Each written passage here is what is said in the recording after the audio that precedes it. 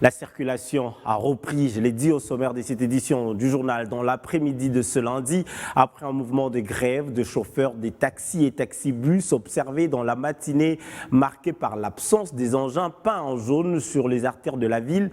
Les Quinois avaient battu le pavé pour vaquer à leurs occupations. Quelques tensions ont été également enregistrées dans certains coins de la ville. Cette gronde de chauffeurs est une façon de dénoncer l'exagération des tracasseries dont ils sont victimes sur la route dans l'exercice de leur travail au quotidien. Une accalmie sur les artères de la capitale congolaise. Les taxis et taxibus jaunes circulent à nouveau, bien que timidement. Pourtant, la hache de guerre est enterrée en attendant l'issue des pourparlers entre chauffeurs et autorités. Nous avons demandé à nos amis taximens de reprendre les activités parce que nous parlons avec l'autorité. Comme l'autorité nous a demandé, alors nous demandons à tous les taximens de transporter les Quinois. On va continuer à parler et nous on va discuter avec l'autorité. Si ça ne tient pas, l'autorité lui-même nous a demandé. Si ça ne tient pas, alors là, je crois qu'on va gréver comme il faut. Message capté par certains chauffeurs qui aussitôt ont repris le travail.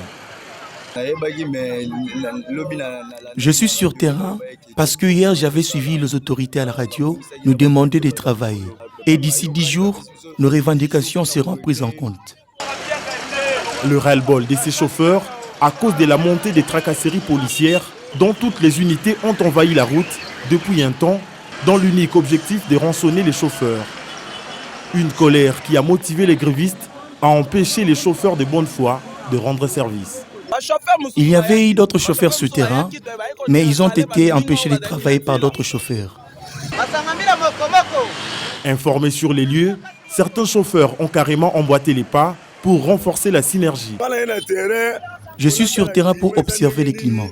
Maintenant, je rentre chez moi pour éviter les menaces de nos collègues.